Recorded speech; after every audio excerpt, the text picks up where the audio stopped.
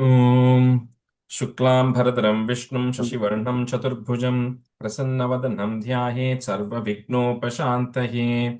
ॐ सहना भवतु सहनौ भुनक्तु सह वीर्यं करवावहै तेजस्विनावधीतमस्तु मा विद्विषावहै। ॐ शान्तिः शान्तिः शान्तिः। अगजानन पद्मार्कं गजाननमहर्निशम् अनेकदन्तं भक्तानाम् एकदन्तमुपास्महे। श्रीमहागणपतये नमः। गुरवे सर्वलोकानां विषजे भवरोगिणां निधये सर्वविद्यानां श्रीदक्षिणामूर्तये नमः। अस्मद्गुरुचरणारविन्दाभ्यां नमः। वसुदेवसुतं देवं कंसचाणूरमर्दनं देवकी परमानन्दं कृष्णं वन्दे जगद्गुरुं।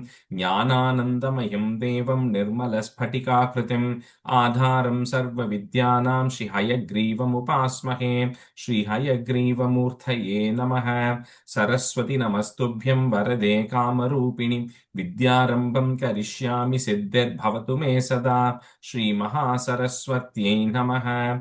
उमाकोमलहस्ताब्जसम्भावितललाटकं हिरण्यकुण्डलं वन्दे कुमारं पुष्करस्रजं। வெற்றிவேல் முருகனுக்கு ஹரஹரோஹரா. लोकवीर्यं महापूज्यं सर्वरक्षाकरं विभुं पार्वतीहृदयानन्दं शास्तारं प्रणमाम्यहं। स्वामिये शरणमय्यप्पा। वागर्ताविव सम्पृक्तौ वागर्तप्रतिपत्तये जगतः पितरौ वन्दे पार्वती परमेश्वरौ। श्रीपार्वतीपरमेश्वराभ्यां नमः। कोमलं पूजयन् वेणुं श्यामलोऽयं कुमारकः वेदवेद्यं परब्रह्म तस्मै श्रीगुरवे नमः। अस्मद्गुरुचरणारविन्दाभ्यां नमः। श्रीकृष्ण गोविन्द हरे मुरारे श्रीनाथ नारायण वासुदेव। श्रीकृष्ण गोविन्द हरे मुरारे श्रीनाथ नारायण वासुदेव।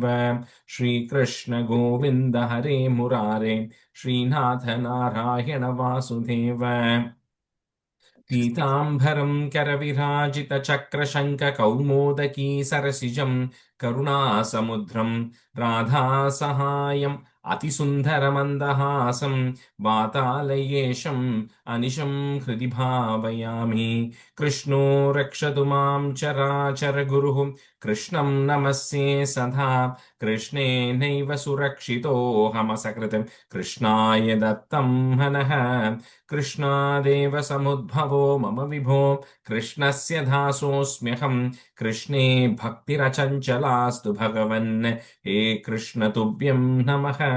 श्रीगुरुवायूरप्पा शरणं नम्राणां सन्निधत्ते सततमपि पुरस्तैरनभ्यर्थितानपि आर्तान् कामानजस्रं वितरति परमानन्दसान्द्रां गतिं च।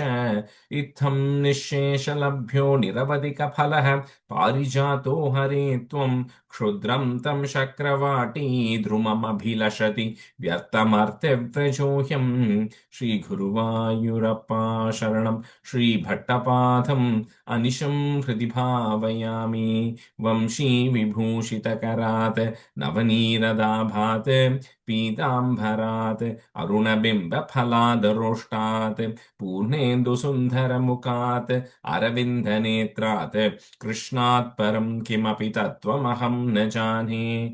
കൈരണ്ടും കൂപ്പി ഞാൻ വീണ്ടും ഇറക്കുന്നു നീരജലോചന നിന്നോടായി. ഏതീനു മഞ്ഞനെ കുമ്പിടേണ്ട തോറും രീതിയിൽ നീ എന്നെ പാലിക്കനായി.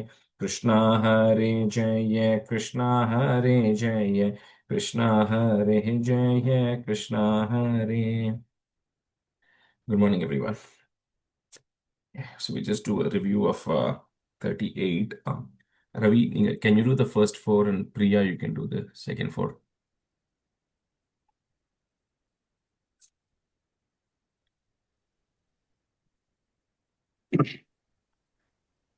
आनंद रूप भगवन नैते आनंद रूप भगवन नैतेवतारे प्राप्ते प्रदीप्त भवधंक निरीयमानैः कांति कांति व्रजैरव क्रान्तिव्रजै रिवगणागणमण्डलैर्याम् आवृण्वती विरुचे किल वर्षवेला आशासु शीतलतरासु पयोदितोयैः आशासिताप्ति विवशेषु ससज्जनेषु नैसाकरोतय विदौ निसि मध्यमायां क्लेशा बहस्त्रिजगदां द्वमिह विरासीः Narayana Shri Yeah, you Narayana can skip Hari that. You can Narayana just go to the Tamadbudam. Yeah. அந்த நீங்க ஒரு ஒரு இது சொன்னீங்கல்ல அது படிக்கட்டுமா அந்த after second Yeah, stanza yeah. And the வரும் Tamadbudam, you have to அது sing நான் that phone stanza. that's on my phone. Give me one second. Okay. I didn't write it down, so I was traveling. So wait one second. Sorry.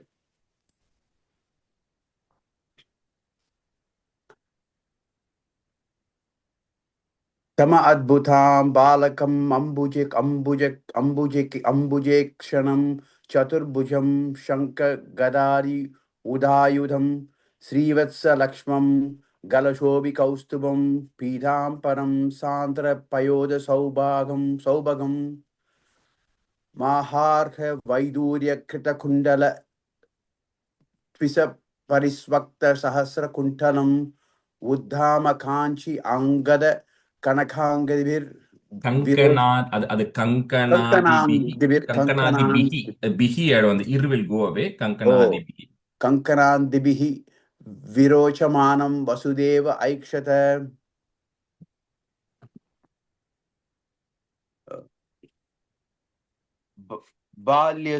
बाल्यस्पृशाभिवपुषा तदुषा विभूतिः उद्यत्किरीटकनकाङ्गदहारपासा सङ्खारि वारि जगदा परिभासितेन मेघासितेन परिलेसित सुदिकेः long u sutigehe. सूदिकेः One more you can. one more time படிக்கணுமா Yeah, அதை? definitely. The number 4 also you can say I said. Yeah, next answer. Okay.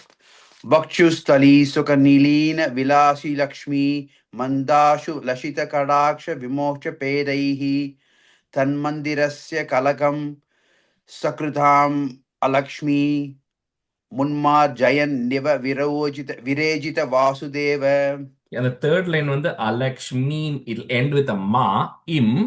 Oh. And then the next line, the mu will become u. Undax. Unmarjayan. Oh, Vakshastali Sukha Nilina Vilasi Alakshmim. இல்ல அதல்ல third lineல கல andalla. Okay. அந்த இல்ல கல கம்ச கிருதாம் அலக்ஷ்மீம் அந்த இது andalla. Okay. அங்க it'll just end with the in there and the next one will start. anga Tanmandirasya Kalakam Sakritam Alakshmim. Yeah, correct. Yeah, okay.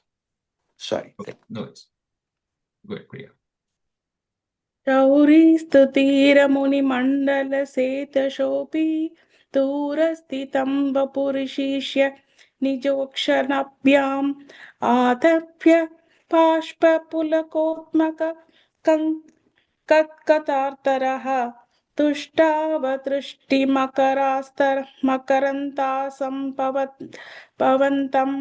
And the third line, first word, Ananda Bashpa. आनन्द बाष्प. Yeah. देव प्रसीद परपुरुष तापवल्ली निर्लूर्निराप्त निनार्त्र समनेत्र कला विलासिन् केदानपागुरु कृपागुरुभिः कृपापि कटाक्षैः इत्यादिदेन मुनितेन चिरं नुतोभ्युः. The last line, Muditena, on the word. Muditena chiram. मुदितेन चिरं तुदोपुः.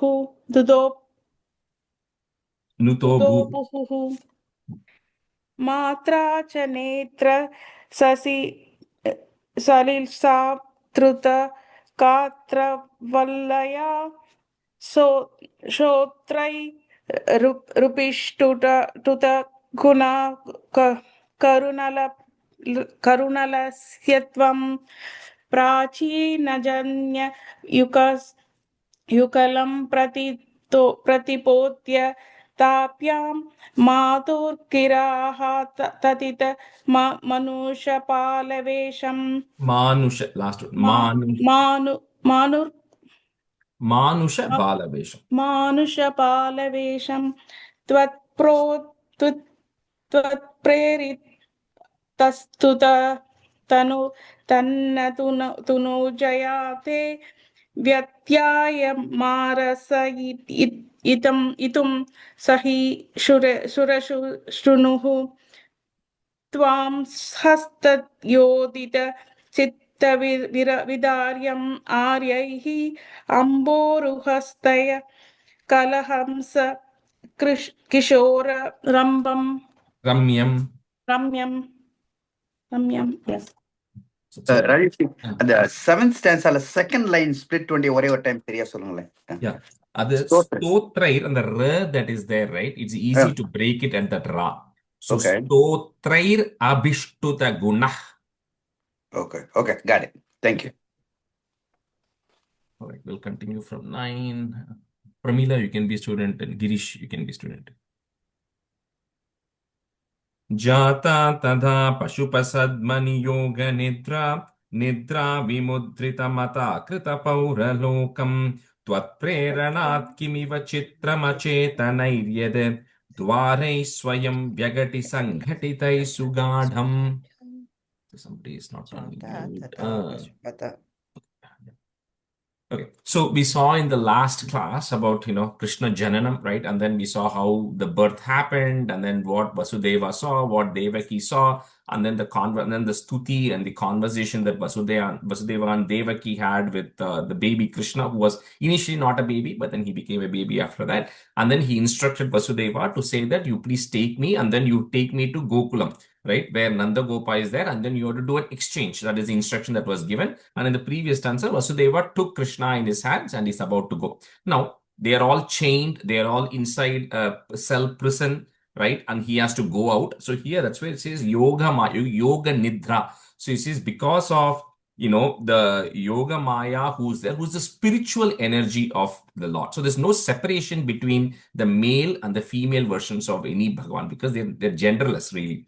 So, but the female energy, which is the Yoga Maya, which we'll talk about more in Dasakam 39. So, but that Yoga Maya who's actually born right now somewhere else. So, because of her, ability, what happens is all the shackles come off to Devaki, to Yashoda, to the Vasudeva. So he's able to take Krishna, and then all the people there are actually Nidra, all of them are put to sleep.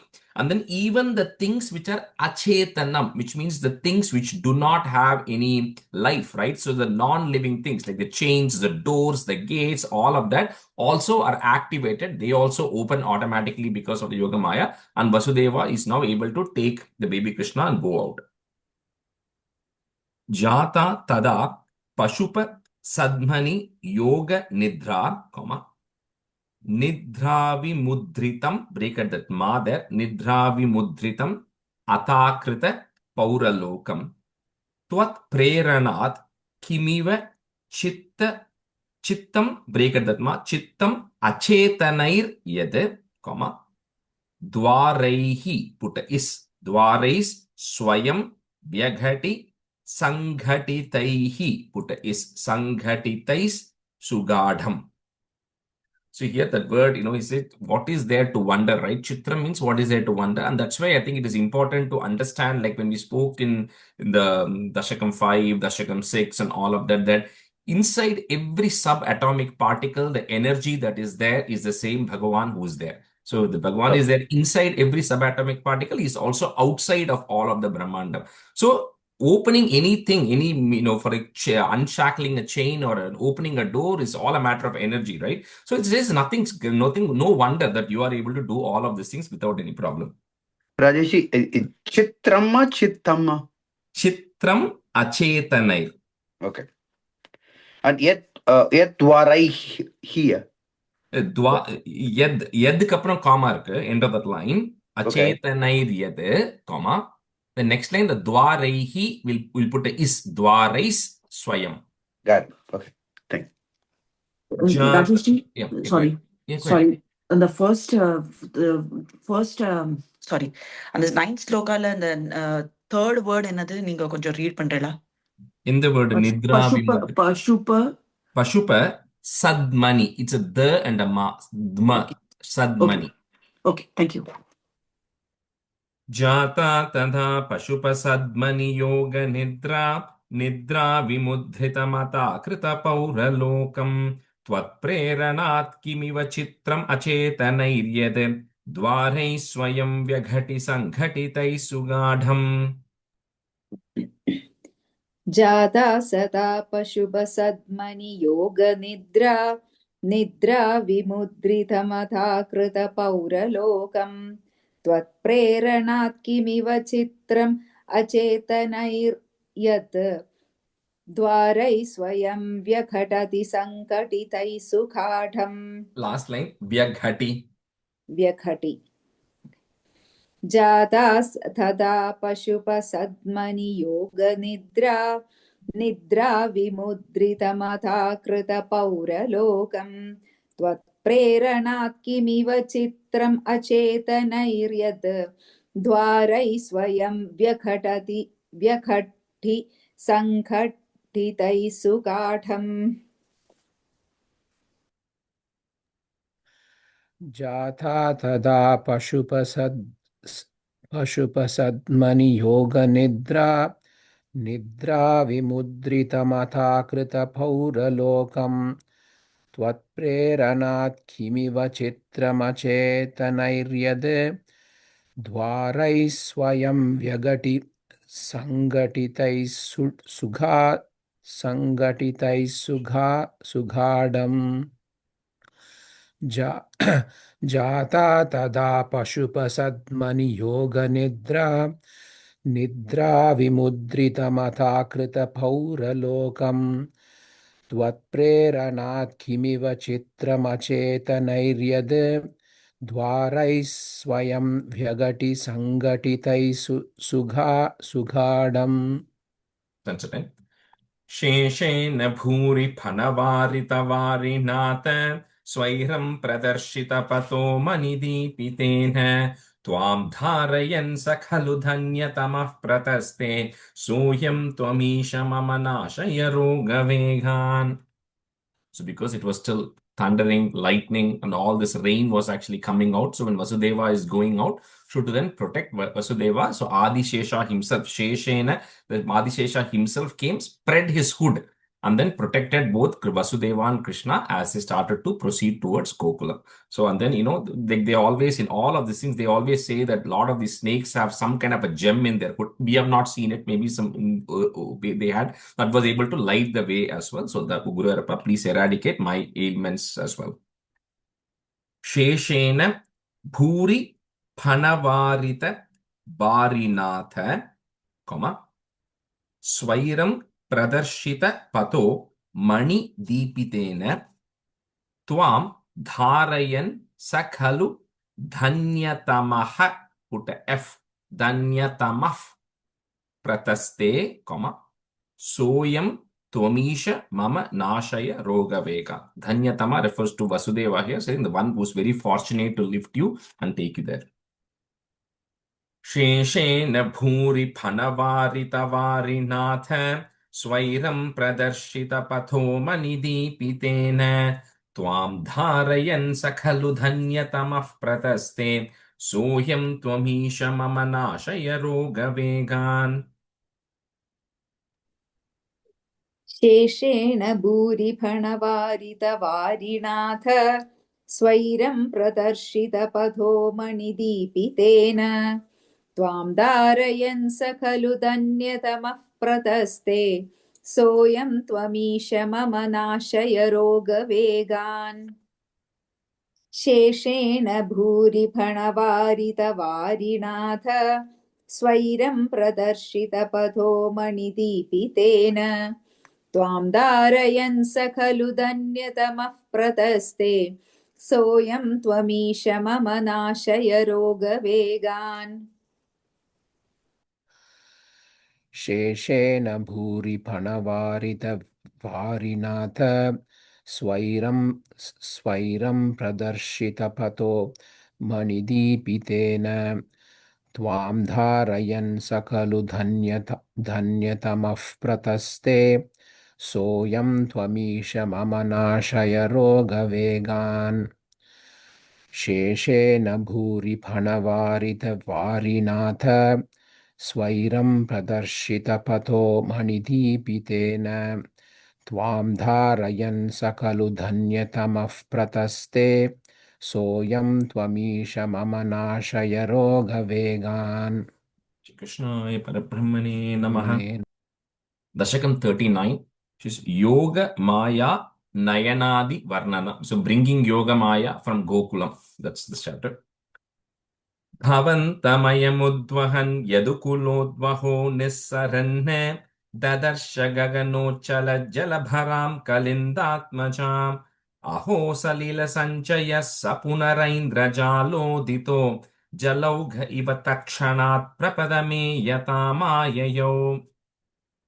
So multiple things happened, like we saw. One is all this chains and the shackles got released. The door got opened. Vasudeva is coming out. Adishesha is giving protection from the top. Now they have to cross the Yamuna River. Like I said, Mathura at that point is on the left side. When you're kind of looking at the India map, it's on the left side of the river. They have to come to the southeast side to come to Gokulam. So they have to cross the river. So at that time, because of the rains and at that time as well, the river was flooding. So it says here, just like similar how in Ramayana, the ocean had to part waves so Rama can go build the bridge. So here also the river ended up parting or went up in low. I think it was only up to Vasudeva's, ankle or knee level so that he can actually take Krishna and actually go through. That's why it says it was only coming, although the river was flooding, it had to go down and it was only up to his foot level or the ankle level. And then with that, Vasudeva is taking Krishna over to the other side. Bhavantam ayam udvahan. If you want to break it, you can break it at each of those mass if you want. Bhavantam ayam udvahan. Yadu kulodvaho nissaranne, dadarsha gagano chalaj. So each and then ij coming there. Gagano chalaj jalabharam kalindatmajam. Say Kalinda refers to Kalindi, which is the other reference for the river Yamuna. அவங்க connection போயிடுச்சுன்னு நினைக்கிறேன். I don't know why, like morning class la connection போயிடுது. Okay. Okay. I don't know where you lost me. But... நீங்க ஆரம்பிக்கும்போது பவந்தன் ஆரம்பிக்கும்போது freeze ஆயிடுச்சு. Okay. I don't know why, like Bhavantam ayam udvahan. So it's each of that ma you can break. Bhavantam ayam udvahan yadu kulod. Okay. Some of you are still frozen for me. I don't know. Anyway, let me know. I'll worst case have my phone also ready. Bhavantam ayam udvahan yadu kulodvaho nissaranne. So put a in, comma. That's in, comma. Dadarsha gagano chalaj. Ij sound. Gagano chalaj jalabharam kalindatmajam. So the Kalinda comes from Kalindi, which is other referral for the word Yamuna. So that's going to get used very frequently. Kalindi, but it refers to Yamuna here. Aho salila sanchayaha, put a is sanchayas sa punaraindra jalodito. Cannot break that too much. Punaraindra jalodito, comma jalauga iva tatkshanat prapada Meyatam ayayo. You can break it that ma. Meyatam ayayo. Bhavantamayamudvahan yadukulodvaho nissaranne dadarsha gaganocchala jalabharam kalindatmajam aho salila sanchaya sapunaraindra jalodito jalauga iva tatkshanat prapadame yatamayayo. भवन्तमयमुद्वहन् यदुकुलोद्वहो निस्सरन् ददर्श गगनोचलज्जलभरां कलिन्दात्मजाम् अहो सलिलसञ्चयः स पुनरैन्द्रजालोदितो जलौघ इव तत्क्षणात् प्रपदमेयताम् आययौ भवन्तमयमुद्वहन् यदुकुलोद्वहो निःसरन् ददर्श गगनोचलज्जलभरां कलिन्दात्मजाम् अहो सलिलसञ्जयः स पुनरैन्द्रजालोदितो जलौघ इव तत्क्षणात् प्रपदमेयताम् आययौ भवन्तमयमुद्वहन् यदुकुलोद्वहो निःसरन् ददर्श गगनोचलज्जलभरां कलिन्दात्मजाम् अहो सलिलसञ्चयः स पुनरैन्द्रजालोदितो जलौघ इव तत्क्षणात् प्रपदमेयताम् आययौ भवन्तमयम् उद्वहन् यदुकुलोद्वहो निःसरन् ददर्श गगनोचलज्जलभरां कलिन्दात्मजाम् अहो सलिलसञ्चयः स पुनरैन्द्रजलोदितो जलौघ इव तत्क्षणात् प्रपदमेयताम् आययौ. The third line la jalodito and last word punaraindra jalodito. Sapunaraindrajalodito. Yeah. Okay. Sansa 2. Prasupta pashupalikam nibrutamarudatbalikam apavritakavatikam pashupavatikam ha vishan bhavantamayam prasavatalpake tatpadat vahan kapatakanyakam swapuramagato vegatah. So just like how when Krishna is born in Ashtami, right? So that time, which is the start, and it was Ashtami that day, Titi. The next day, after midnight, after Krishna was born, Navami had started.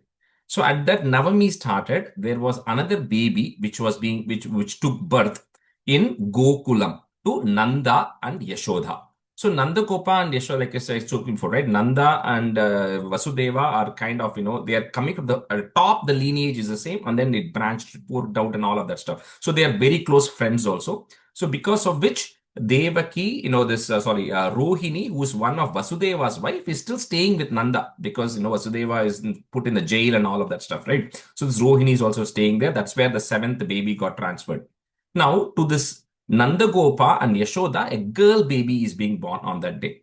Now, Vasudeva is bringing this baby, bringing Krishna in, very similar to how in Madhura, everybody had gone to sleep. Similarly, when he comes to Gokulam, he sees that everybody is asleep. He knows where the house is, so he's coming. The house is dark, but he only hears a baby cry. He cannot see anything. All the lights are off. Nobody is there. He sees a baby cry. He just goes there. He sees there's a small baby lying next to a mother in this thing, Prasava Vatika, means in the room where the pregnancy has taken place. The baby has just been born, some time back, right? And everybody else has already fallen asleep. So quietly he goes, he just swaps the baby, like they do in the movies. He just goes, swaps the baby, because the people there don't even know the gender of the baby that has been born, because somehow everybody has gone off to sleep. So they didn't even know that the baby that has been born is a boy or a girl. So conveniently, Vasudeva goes in, he swaps, and then he gets that Kapata Kanyakam. Means it's a Kanyakam, it's a female infant, but it is not an ordinary female infant, right? It's a very special, tricky female infant. So he takes that female infant and immediately, very quickly, comes back over to Madhura. Prasupta Pashupalikam Nibhritam, break at that ma there, Nibhritam Arudat Balikam, put a im at the end of that line. So Nibhritam Arudat Balikam, im. Next word, the ma becomes a. Apavrita Kavatikam, Pashupa Vatikama Vishan. Bhavantam Ayam Arpayan. If you want, you can break it, that might be easier. Bhavantam Ayam Arpayan. Prasava Talpake, and then put a plus at the end of that line. We're going to do the 2 lines together. Tat Padat Vahan. So the dwa, if those who are following Sanskrit, if you have a dwa there, it just breaks into a it and a va. So Tat Padat Vahan कपट कन्यकां स्वपुरम् आगतो वेगतः प्रसुप्तपशुपालिकां निभृतमारुदद्बालिकाम् अपावृतकवाटिकां पशुपवाटिकामाविशन् भवन्तमयमर्पयन् प्रसवतल्पके तत्पदात् वहन् कपटकन्यकां स्वपुरमागतो वेगतः ராஜேஷி எங்க அதுக்கு காமாவிசன் கமா இருக்கு, அதுக்கப்புறம் எங்க கமா? இது அந்த தேர்ட் அண்ட் ஃபோர்த் லைன் பவந்தமய அங்கே இந்த பவந்தம்ல இருந்து the rest of the line is together. So okay, பவந்தமயம் சரி. पशुप्त पशुपालिकां निपृतमारुदद्बालिकाम् अपावृतकवाटिकां पशुपवाटिकामाविशन् भवन्तमयमर्पयन् प्रसवतल्पके त्वत्पदात् वहन् कपटकन्यकां स्वपुरमागतो वेगतः. Pramila, the third line, last word, tat padat. You said twa sound, it's ta. Tat padat. तत्पदात् वहन्. ओके. प्रसुप्त पशुपालिकां निपृतमारुदद्बालिकाम् अपावृतकवाटिकां पशुपवाटिकामाविशन् भवन्तमयमर्पयन् प्रसवतल्पके तत्पदात् वहन् कपटकन्यकां स्वपुरमागतो वेगतः. प्रसुप्तपशुपालिकां निभृतमारुदद्बालिकाम् अपावृतकवाटिकां पशुपवाटिकामाविशन् भवन्तमयमर्पयन् प्रसवतल्पके तत्पदात् वहन् कपटकन्यकां स्वपुरमागतो वेगतः प्रसुप्तपशुपालिकां विभृतमारुदद्बालिकाम् अपावृतकवाटिकां पशुपवाटिकामाविशन् भवन्तमयमर्पयन् प्रसवतल्पके तत्पदात् वहन् कपटकन्यकां स्वपुरमागतो वेगतः. Stanza 3. So this is a little bit of a tough stanza. ततस्त्वधनुजारवक्षपितनिद्रवेगद्रवद्भटोत्करनिवेदितप्रसववार्तयैवार्तिमान् विमुक्तचिकुरोत्करस्त्वरितमापतन् भोजराट् अतुष्ट इव दृष्टवान् भगिनिकाकरे कन्यकाम्. That Vasudeva successfully brings over that girl baby over to Madura. So we'll finish the Madura and then we'll see what happens to Gokulam. So now that the baby has come, again, everything is back in order, right? They're all shackled, the doors have all shut, and the people who were all sleeping, supposedly, suddenly woke up because they heard a baby cry. So the watchmen, they all knew, Devaki is expecting any time the baby is going to be born. So the moment they were, they heard that the baby has been born, they immediately, all of them rush over to Kamsa. And Kamsa has not been sleeping because he knew this was the day the baby is going to be born, right? So he's also restless in his bed, waiting. So the moment these people come in and say, Kamsa, the baby has been born, it says how he did not even dress up properly. Like a king, normally they dress up, they wear a crown, they wear all of that, before they step out of the chambers. But he is like so ready. He just wants to go get the baby and get rid of that baby. So he says he just comes with all of his hair completely disheveled and his robes not proper. He rushes there ready to kill the baby. And when he comes, he's surprised to see Bhagini Kakare Kanyakam in his sister's hands. He's surprised to see a girl baby because he was expecting to see a boy who's going to get rid of him, but he's surprised to see that there is a girl in his sister's hand. Tatas Tvadanujārava. So I'll try to break it as much as I can, but you can say it how. So Tatas Tvadanujārava Kshapita Nidra Vega Dravad, and then put a plus, Bhatotkara Nivedita Prasava Vartayai Vartiman. So those two lines are together, continuous. Rajesh Yeah. திரும்ப சொல்லுங்க அந்த அது Yeah. Cut ஆயிடுத்து தனுஜ ததஸ்த்வஜனு Tatas Tvadanujharava. ஆமா Tvadanujharava Kshapita O Nidra Kshapita Nidra Vega Dravad, and then a plus Phatotkara Nivedita O Prasava. திரவத்னா அங்க இது இருக்கா திரவத் நித்ரே நித்ர Dravad. திரவத் Yeah. ஓகே சரி And sometimes you may have it in your next line, but if it is okay there in the next line, just move it to the end of the first line. But Dravad, that's one word. Then Bhatotkara Nivedita Prasava Vartayai Vartiman. Okay thank you Vimukta Chikurot Karas Twaritam Apatan. That is there, you can break it that ma if you want. Twaritam Apatan Bhojarat. So it, first ta, it, Bhojarat, comma. Then in Sanskrit, if you have the word da in your next line, that becomes a. Atushta iva drishtavan bhaginikakare kanyakam. Rajesh, Hmm. Artiman or Vartiman? The second line, last. Prasava vartayai vartiman. V. V. V sound, yeah. And அதே மாதிரி third line விமுக்த சிக்குரேத கரஸ் துவரிதம். I mean, if it's a ma there, so you can break it that ma, it will be easier. Twaritam apatan bhojarat. ஆபத்தன் போஜராட். Yeah, that will be easy to so get. சிக்குரோவா சிக்குரேயா Chikurotka, chikurot. Vimukta chikurot karas. ம் Okay. இந்த புக்ல வந்து வார்த்தைவ அப்புறம் ஆர்த்திமான்னு போட்டிருக்கு, அதான் கேட்டேன். Oh, they have just broken that sandhi. That's the thing. They would have just broken it. The artiman is the actual word, but the minnadi when the word comes, it just joins to becomes prasava vartayai vartiman. Because vartaya eva artiman. Moonu word adu. So I don't know how your book has split it.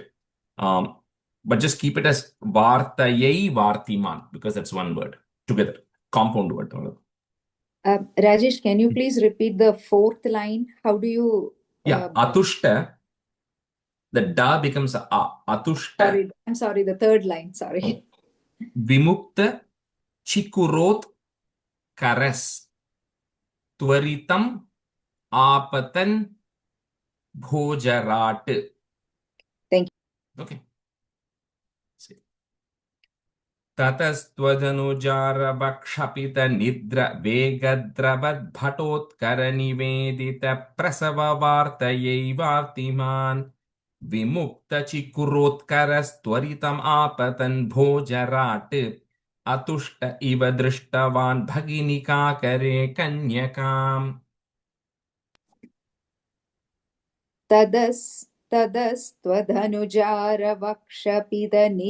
तदस्त्वधनुजारवक्षपितनिद्रवेगद्रवत् बठोत्करनिवेदितप्रसववार्तयैवर्तिमान् विमुक्तचिकुरोत्करस्त्वरितमापतन् भोजराठ अतुष्ट इव दृष्टवान् भगिनिकाकरे कन्यकाम्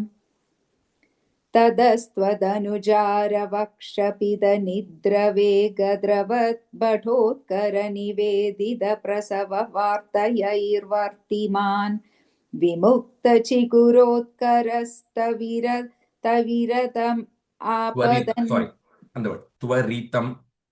त्वरितम् आपतन् भोजराठ अतुष्ट इव दृष्टवान् भगिनिकाकरे कन्यकाम्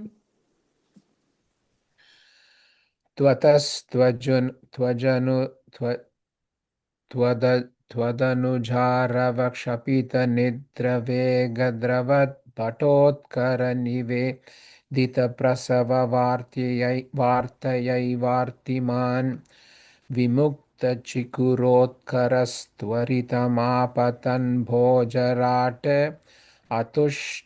अतुष्ट इव दृष्टवान् भगिनिकाकरे कन्यकाम्. ततस्त्वदनुजारवक्षपितनिद्रवेगद्रवद्भटोत्करनिवेदितप्रसववार्तयैवार्तिमान् विमुक्तचिकुरेत्करस्त्वरितमापतन् भोजराट अतुष्ट इव दृष्टवान् भगिनिकाकरे कन्यकाम् The third line, Chikuroth. Vimukta Chikuroth Karas. चिकिरोत्करस्त्वरितम् आपतन्. Okay. Rest of the stanzas will be normal, just the stanzas. Stanza 4. Dhruvam kapatashalino madhuharasya maya bhavet asaviti kishorikam bhaginika karalingitam dvipo nalinikantara divam nrinalikamakšipanne ayam tvadanujamajam upalapattake pishtavan. So, so Kamsa is like surprised to see, I thought it's going to be like a boy who's going to be born to kill me. This looks like a small baby girl in her sister's hand. So the first time, when he tried to kill Devaki, on the day of the marriage, Vasudeva said, how can you're a king, how can you kill a woman? And then he got a little bit convinced, right? Yeah, I don't want to kill women here. But this time, he's not, right? He's like, even if it is a girl, he says it should be that Mayavi, Madhu Harasya, the Madhu, the Krishna, the Vishnu's, some Maya is there because of which he's being born as a girl. But he's pretty confident. It's the eighth child, right? The eighth child is to kill me. So he doesn't even think twice that it is a girl, it is a small baby or anything. So at the time, Devaki is holding on to that baby. She's like pleading with Kamsa, saying, Kamsa, this is like your daughter-in-law. Right? Because they both are brothers and sisters. So, they're saying the son that is born to you, this girl is going to be your daughter-in-law. So she's like your daughter who's going to come to your house. How can you even think of killing her? Because what can a girl baby do to you? Right? With that, she begs, but he doesn't care. He grabs the feet of the baby. In Bhagavatam, it tells beautifully like how, like an elephant, if you think of it, it goes to a pond and it can pluck a lotus, right? The lotus has no chance of stopping the elephant trunk from plucking the lotus. So similarly, Kamsa plucks the girl baby by its feet away from Devaki, and then he's about to hit it on a Upala Pattaki, means there's a big black stone that is there. He's ready to grab the baby and about to smash the baby onto that stone. So Dhruvam Kapata Shalino Madhu Harasya Maya Bhavet. Put it at the end of that line, comma.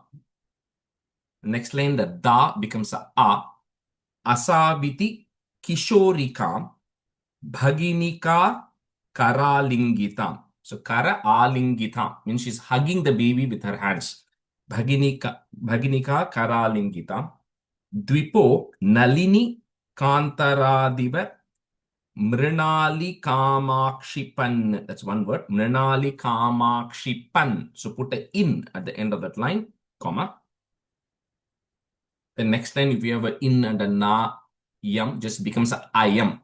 So I am, and I'm going to break this into 3 words. The next one, Twadanujam ajam, if you want to break that mass. Twadanujam ajam upala pattake pishtavan. So the ajam here is referring to someone who's birthless. So he says, your sister, Guruvayurappa, who's birthless, who is this baby who is here, he's snatching the one who doesn't have a birth, who doesn't have a death, that baby. And then we'll see who the baby is. And then he's trying to smash her. Rajesh, sorry, quick question.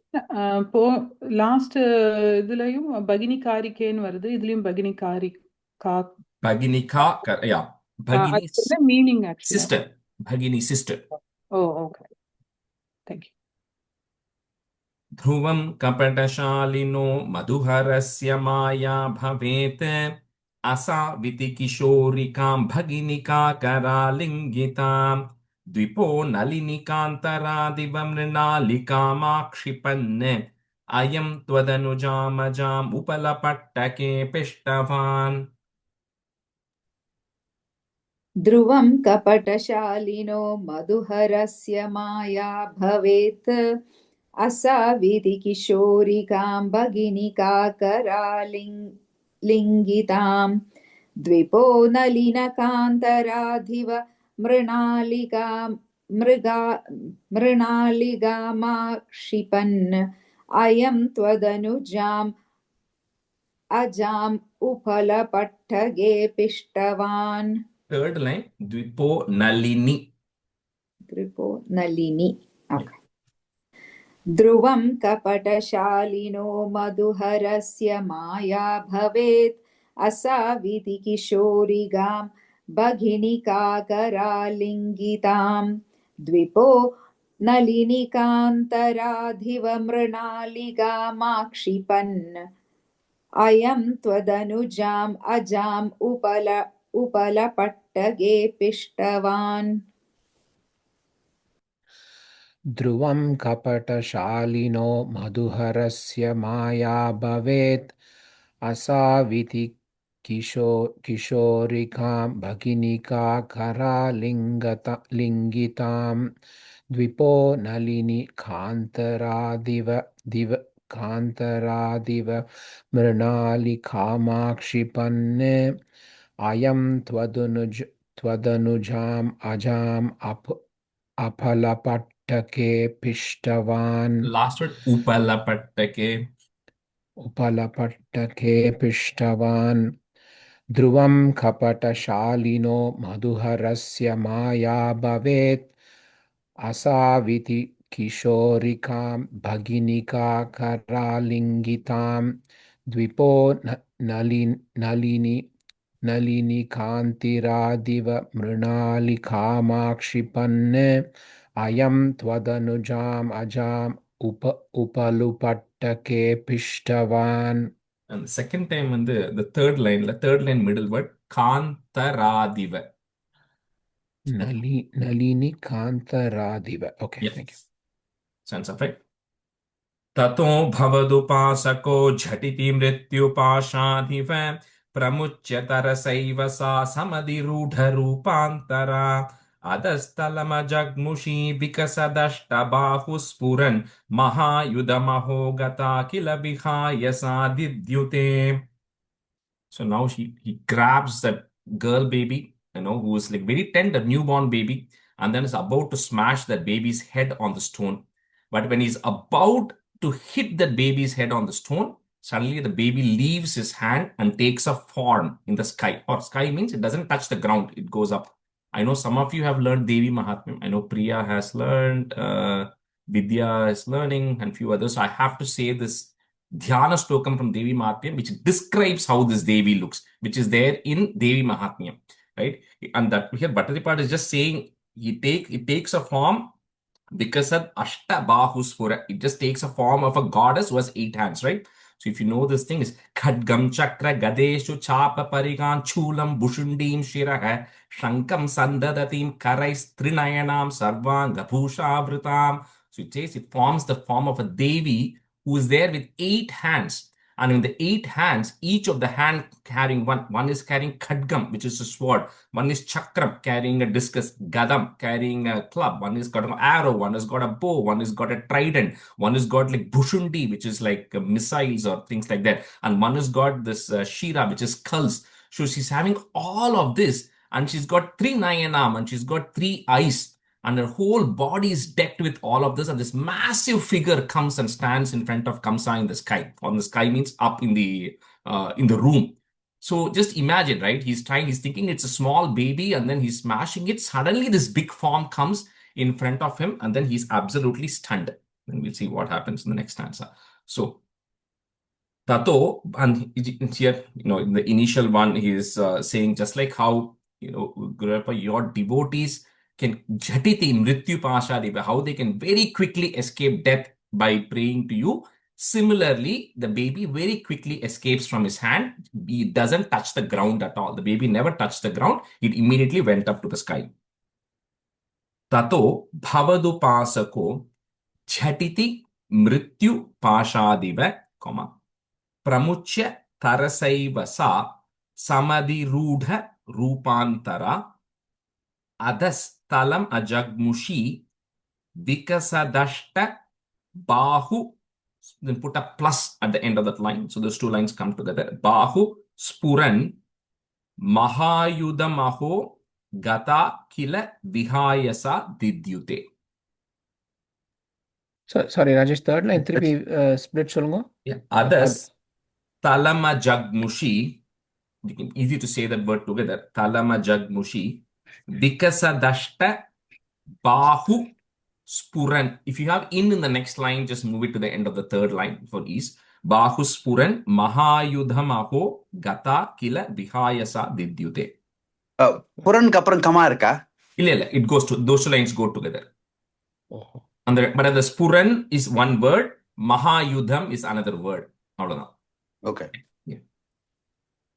ततो भवदुपासको झटिति मृत्युपाशादिव प्रमुच्यतरसैव सा समधिरूढरूपान्तरा अधस्तलमजग्मुषी विकसदष्टबाहुस्फुरन् महायुधमहो गता किल विहाय सा दिद्युते. ततो भवदुपासको झटिति मृत्युपाशादिव प्रमुच्यतरसैव सा समधिरूढरूपान्तरा अधस्तलमजग्मुषी विकसदष्टबाहुस्फुरन् महायुधमहो गता किल विहाय सा विद्युते. ततो भवदुपासको झटिति मृत्युपाशादिव प्रमुच्यतरसैव सा समधिरूढरूपान्तरा अधस्तलमजग्मुषी विकसदष्टबाहुस्फुरन् महायुधमहो गता किल विहाय सा दिद्युते. ततो भवदुपासको झटिति मृत्युपाशादिव प्रमुच्यतरसैव सा समधिरूढरूपान्तरा अधस्थलमजग्मुषी विकसदष्टबाहुस्फुरन् महायुधमहो गता किल विहासयाधिद्युते. Last vihayasa. विहायसाधिद्युते. ततो भवदुपासको झटिति मृत्युपाशादिव प्रमुच्यतरसैव सा समधिरूढरूपान्तरा अधस्थलमजग्मुषी विकसदष्टबाहुस्फुरन् महायुधमहो गता किल विहायसाधिद्युते. We'll switch over. Lakshmi, you can be a student, and Vidya Raman, you can be a student. Answer 6.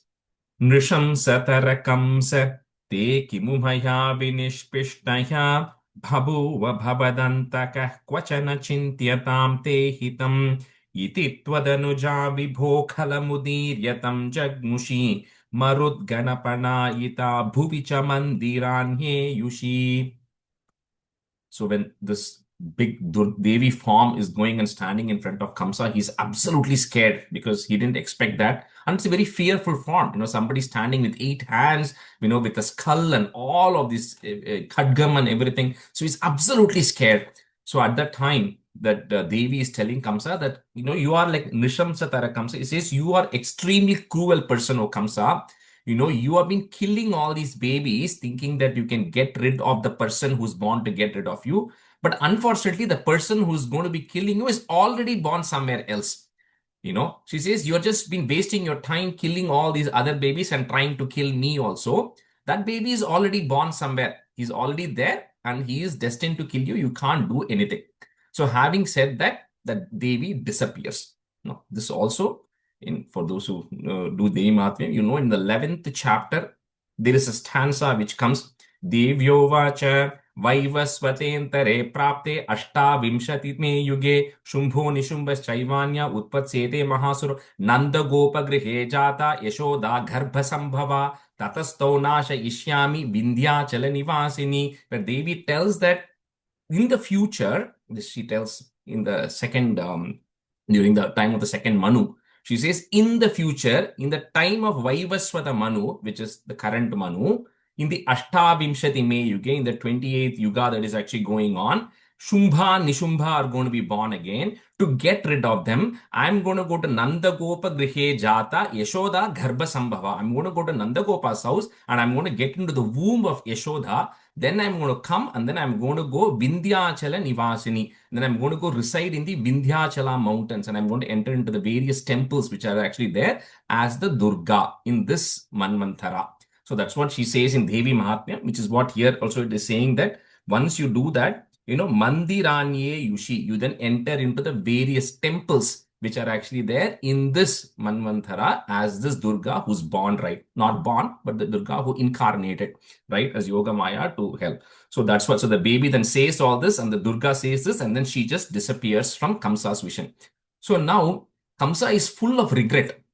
Because now he feels like I killed like 6 children for no unnecessarily. I killed 6 children, right? He's now beginning to feel the regret, and then he's suddenly he feels very sorry to Devaki and Vasudeva, and he's also very scared to begin with, right? So what he does is he releases them from the jail. He says, "I'm really sorry for having killed your 6 children," because he now feels like there's nothing he can do because he has no idea now where that baby is. Right? So he's completely scared and then he goes, apologizes to Devaki and Vasudeva, and then he releases them from the jail and the shackles for now. Nishamsa tara kamsa, put a comma there. Te kimumaya vinishpishtaya, comma. Bhabuva bhavadantakah, put a ich to join, bhavadantakah.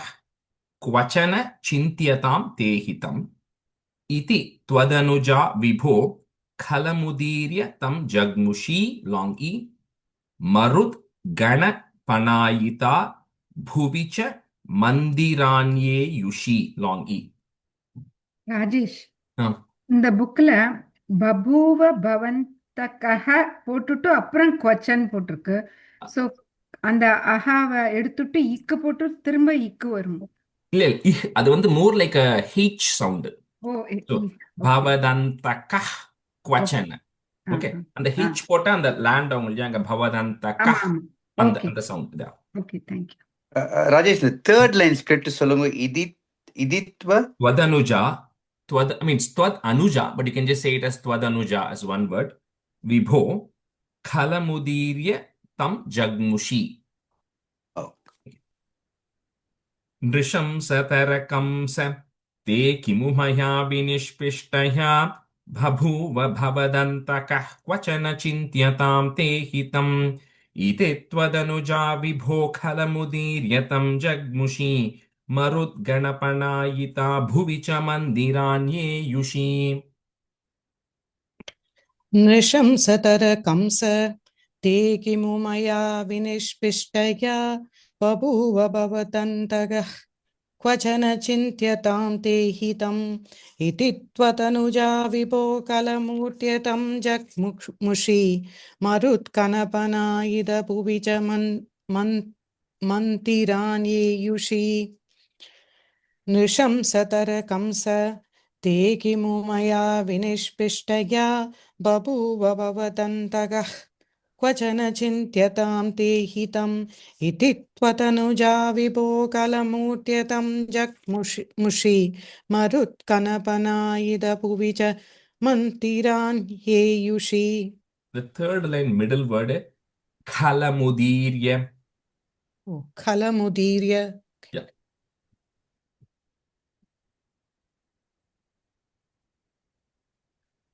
नृशंसतर खंसते किमु मया विनिष्पिष्टया बभूव भवतन्तकः वचन चिन्तयां ते हितम् इति त्वतनुजा विभो कलमुदीर्यतं जग्मुषि मृत्कर्णपणायिता भुवि च मन्तिरान्येयुषि. And the first line, Vidya, the kamsa, kapra or comma irukku. Okay. And then the last line, marut gana. Oh, namrithan sonana. Amama. Marut gana. Last Gana. line, first word. Okay.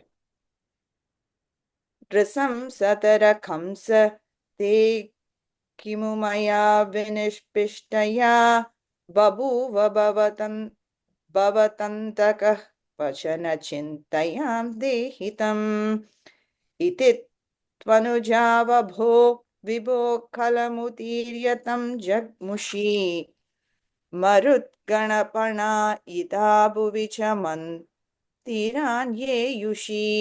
The second line left, the second last word, chintyatam. So in and it come together. Chintyatam dehitam. Okay. Chintyatam dehitam. Okay. Yeah. Answer 7. Prage punaragatmaja vachanamirita bhubhuja pralamba bakaputana pramukadhanavamaninah bhavannidana kamyaya jagati babramurnirbhayaha kumarakavimarakaha kimiva dushkaram nishkrupaihi. So suddenly Kamsa has become good now. He releases Vasudeva and Devaki from the jail, but he's very scared, about all of these things. And now he has no control because he doesn't know where the baby is, right?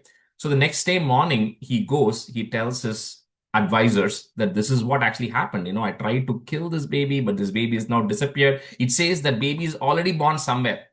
So we don't know what to do right now, right? So at that time, when I was in Bombay, whenever there's a newborn baby born somewhere, there are these people who will find out that there is a baby born somewhere and they'll come and ask for money. They'll somehow know you got a baby, maybe because of the clothes hanging or the word spread. Similarly, his advisors, Pralamba, Baka, Puthana, they're all going to come later, one at a time, who are all his emissaries, so his messengers. They're saying, Kamsa, don't worry. In your entire kingdom, we'll go find out every single boy who has been born in the last 10 days, and then we'll go kill those children. Right? So that is the plan, because that's the best way to eradicate, because you don't know who the baby is, right? You have no idea, but you know the baby has been born. So that's what it says, Kimiva dushkaram nishkripaihi. What can you say about the merciless natures of these people who are like, okay, I'm going to go start killing all the boy babies who have been born in the last 10 days, who can find out. Prage punaragatmaja vachanamirita bhubuja, pralamba baka putana pramukha danava maninah bhavannidana kamyaya jagati babramur nirbhayaha, kumaraka vimarakaha, kimiva dushkaram nishkripaihi. Prage punaragatmaja vachanamirita bhubhuja pralamba bakaputana pramukhadhanavamaninah bhavannidana kamyaya jagati babramur nirbhayaha kumaraka vimarakaha kimiva dushkaram nishkripaihi. प्रके पुनरगात्मजा वचनमीरिदा भूभुजा Pralamba भगभूतना प्रमुखदानवा मानिनः भवन्निधनकाम्यया जगति पप्र मुर्निर्भयाः कुमारकविमारकाः किमवदुष्करं निष्कृपैः Last प्रके line. पुनराग Kimiva dushkaram. Oh, Kimiva. Yeah. Okay, Kimiva. Prake punaragatmaja vachanamirida bhubuja pralamba bhagapudana pramukatana vamaninaha bhavannidana kamyaya jagati papra murnirpayaha kumaraga vimarakaha kimiva dushkaram nishkripaihi.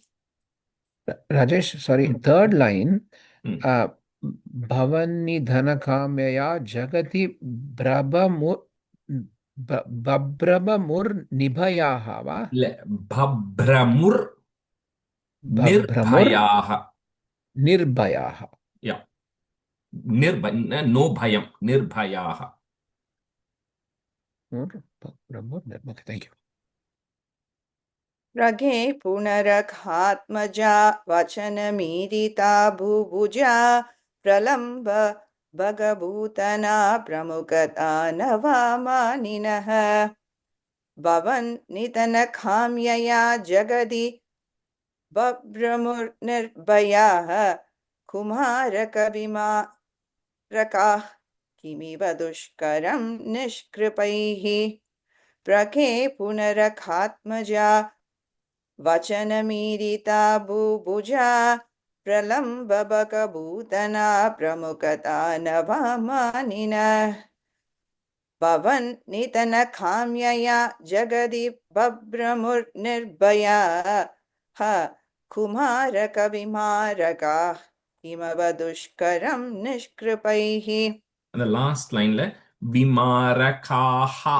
Ad ha sound. विमारकाः Kimiva. Okay. किमिव Yeah. किमिव दुष्करं निष्कृपैः Stanza 8. ततः पशुपमन्दिरे त्वयि मुकुन्दनन्दप्रिया प्रसूतिशयने शये रुदति किञ्चिदञ्चत्पदे विभुद्य वनिता जनैः तनयसम्भवे घोषिते मुदा किमु वदाम्यहो सकलमाकुलं गोकुलम्. From now on, the plot is completely shifting away from Madhura. Because Vasudeva and Devaki are released. They're no longer in jail. No other children are going to be born to them. So now the story will shift to Gokulam. So here, now, very similar to how Vasudeva comes there, all the gods wake up. Similarly, here at the same time in Gokulam, where that baby was transferred, everybody suddenly is awakening from the sleep. They can hear the baby cry. And Yashoda suddenly wakes up and she suddenly sees on her bedside, she sees a small baby who's actually kicking his legs, newborn baby. And then everybody is like awake, right? Suddenly everybody wakes up saying, okay, Yashoda and Nandagopa have gotten a new baby. And Sakala Makulam, Gokulam, the entire Gokulam is brimming with joy because it's the first, because Nandagopa is the head of that region, of that Gokulam. So he's like the main person. They are Vaishya, they are merchants, and he's the main guy. So to the main person, they didn't have anybody in their ancestry, and now a boy baby has been born. So they are all extremely happy about that. Tataha, put a F. Tataf Pashupa Mandire Twai Mukunda Nanda Priya, put a plus. Prasuti Shayane Shaye Rudati Kinchit Anchat Pade. I'm just breaking at the da there. Kinchit Anchat Pade.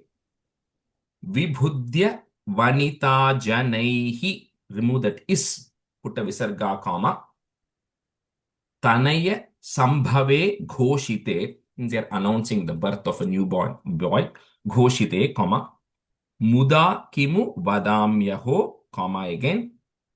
Sakalam Akulam Gokulam.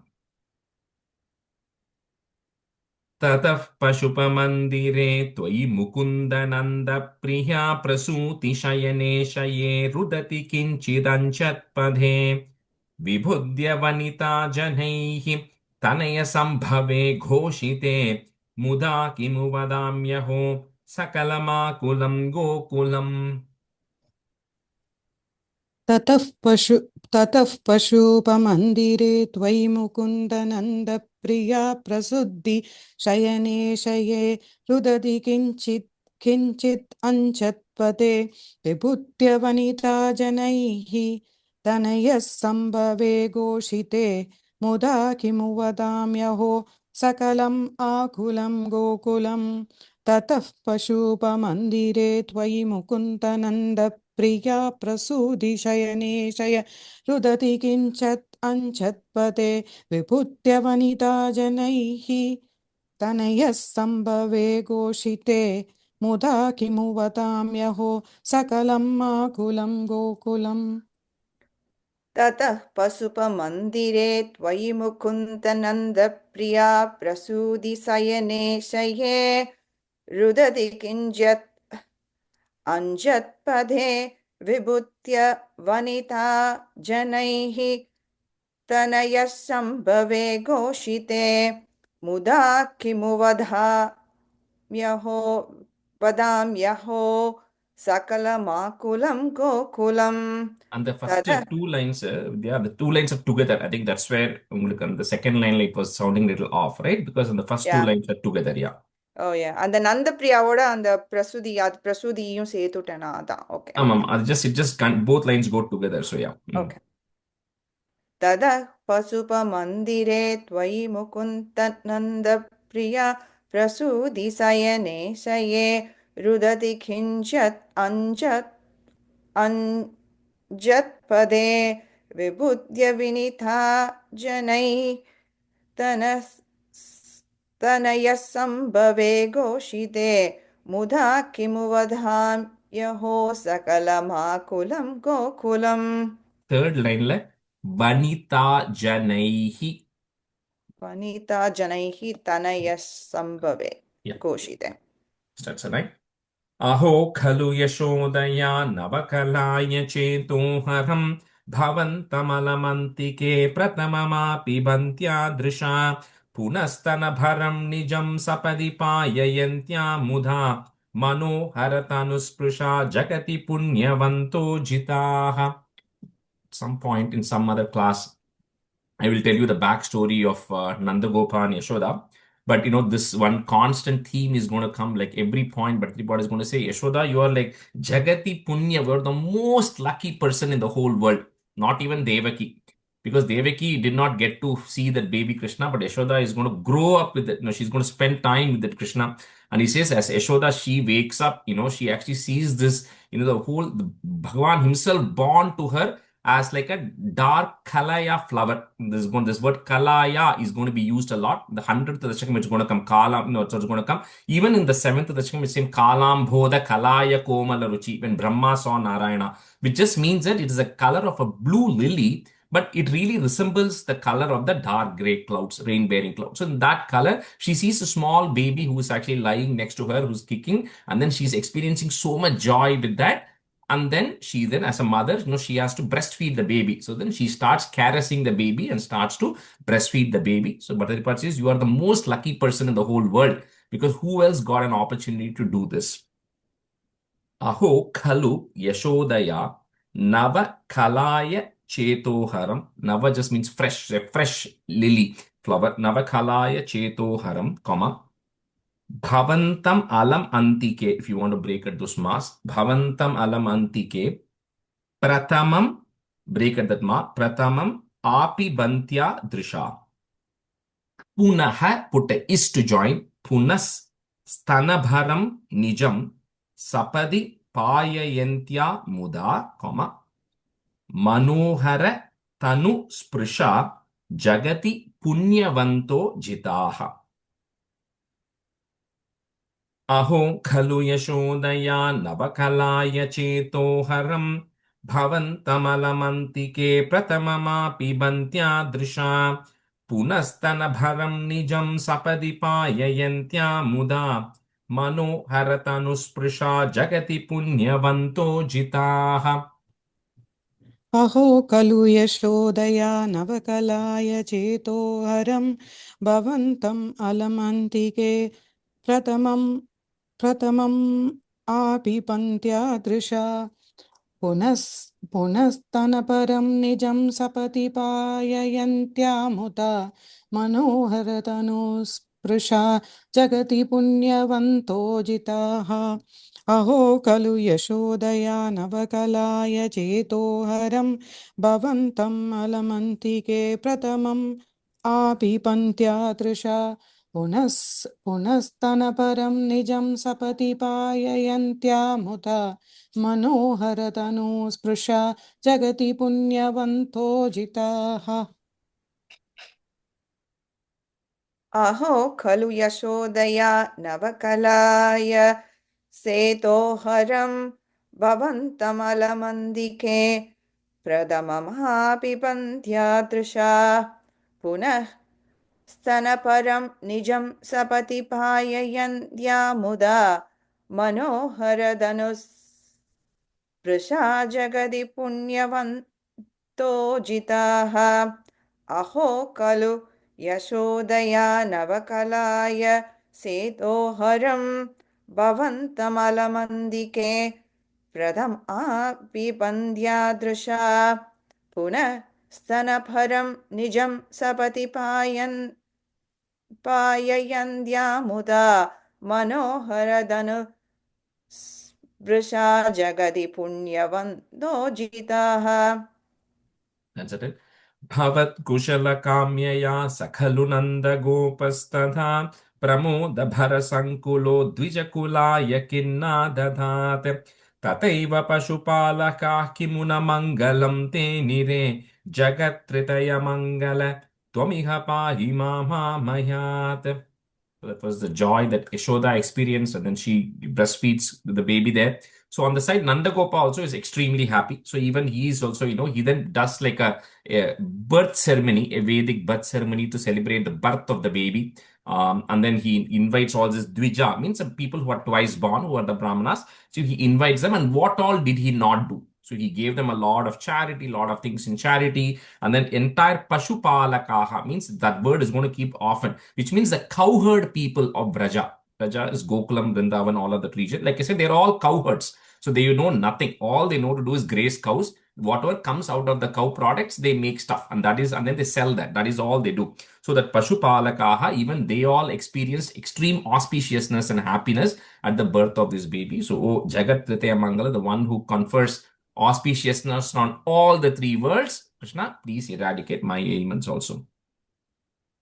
Bhavat Kushala Kamyaya Sa Khalu Nanda Gopastada, Pramoda Bhara Sankulo Dvija Kulaya Kinnadadat Tathaiva Pashupalakaha, put a ich to join, Pashupalakah Kimu na Mangalam Tenire, Jagat Tritaya Mangala, Twamiha Pahi Mama Mayat. Bhavat Kushala Kamyaya Sakhalu Nanda Gopastadha Pramoda Bharasankulo Dvijakula Yakinna Dadhat Tathaiva Pashupalakah Kimuna Mangalam Tenire Jagat Tritaya Mangala Twamiha Pahi Mama Mayat. भवत्कुचलकाम्यया सकलु नन्दगोपस्तथा प्रमोदपरसङ्कुलो द्विजकुलाय किन्नादतात् तथैव पशुपालकः कापालकाः किमुनमङ्गलं ते निरे जगत्हृदयमङ्गल त्वमिह पाहि मामामयात्. Lakshmi, the first word, Bhavat Kushala, Shasmut, Kushala. Okay. Bhavat Kushala Kamyaya Sakalu Nanda Gopastata Pramoda Parasankulo Dvijakulaya Kinnadatat Tataiva Pashupalakha Kimuna Mangalam Te Nire Jagatridaya Mangala Twamiha Pahi Mamamayat. Bhavat Kushala Kamyaya Sakalu Nanda Gopastata Pramoda Parasankulo Dvijakulaya Kinnadatat Tathaiva Pasupalakah Kimuna Mangalam Te Nire Jagat Tritaya Mangala Tvamiha Pahi Mamayat Mamamayat. Bhavat Kushala Kamyaya Sakalu Nanda Gopasthatha Pramoda Para Sankulo Dvijakulaya Kinna Dathat Tathaiva Pasubhalakah Kimuna Mangalam Te Nire Jagat Tritaya Mangala Tvamiha Pahi Mamamayat. Krishna Parabrahmane Namaha. We'll do a few more stanzas of 40 and stop. So 40 and 41 are Putana Moksham and what comes after that. So two Dasakams on that. 40 is Putana Moksham. So this tune is different. Tadanunandamamanda Shubhaspadam Nripapurim Karadhana Krite Gatam Samavalokya Jagada Bhavat Pita Vidita Kamsa Sahaya Janodhyamaha. So that time, then one day, it was in the first, before the first 2 months, because the later on 42 is kind of around the 3rd month time frame. So this is somewhere in the first month or something. So one day Nandagopa, because like I said, he's the head of that region, of that area, he has to go to Madhura to pay taxes to Kamsa. So one day he and his group of people are going to Madhura to pay taxes to Kamsa. So at that time, Vasudeva is now out of the prison. So now, Vasudeva gets to meet Nandagopa. And, so at that time, they both meet after a long time because he's been in jail. So at that time, Vasudeva, because he knew what all the atrocities that Kamsa is doing and all of that stuff, begins to tell Nandagopa about it, about all the atrocities that Kamsa is doing there. Tadanu Nandhamamanda Shubhaspadam, Nripa Purim Kara Dana Krite Gatam Samavalokya Jagada Bhavat Pita, Bidita Kamsa Sahaya Janodhyamaha. Tadanunandamamanda Shubhaspadam Nripapurim Karadana Krite Gatam Samavalokya Jagada Bhavat Pita Bidita Kamsa Sahaya Janodhyamaha. तदनुनन्दममन्तशुभास्पदं नृपपुरीं करतानकृते कथं समवलोक्य जगादभवत्पिता विदितकं ससहाय जनोद्यमः तदनुनन्दममन्तशुभास्पदं नृपपुरीं करतानकृते कथं समवलोक्य जगादभवत्पिता विदितकं ससहाय जनोद्यमः तदनुनन्दममन्तशुभास्पदं नृपपुरीं करदानकृते गतं समवलोक्य जगादभवत्पिता विदितकं ससहाय जनोद्यमः तदनुनन्दममन्तशुभास्पदं नृपपुरीं करदानकृते गतं समवलोक्य जगादभवत्पिता विदितकं ससहाय जनोद्यमः. Answer 2. ऐसखे तव बालक जन्म मां सुकयतेत्य निजात्मज जन्मवत् इति भवत् पितृतां व्रजनायके समधिरोप्य शशंस तमादरात्. Then Vasudeva and Nandagopa have a conversation. So Vasudeva is telling Nandagopa that, Nandagopa is pretty old, relatively older in age. So he says that, we were all worried that you are not going to be having a child at this age, but very happy to hear that you and Yashoda have now gotten a baby boy. And then he tells him that, Mom,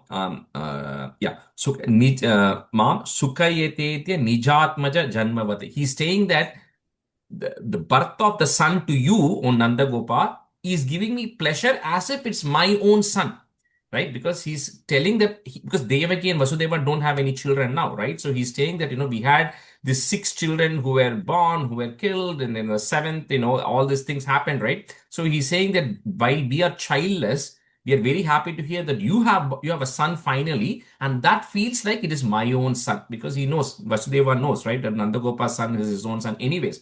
So he talks about it, and then he also thanks Nandagopa for taking care of Rohini, who is Vasudeva's wife, who Nandagopa is taking care of, who has a son, Balarama, at that point, right? So he says, thank you for taking care of Rohini, and they keep talking about all the things. And Nandagopa says, so unfortunate that Kamsa killed all your children. So they keep talking about all that. Ai sakhe tava balaka janmamam, put a plus, sukayetedya nijatmaja janmavat. So that line is together, put a plus.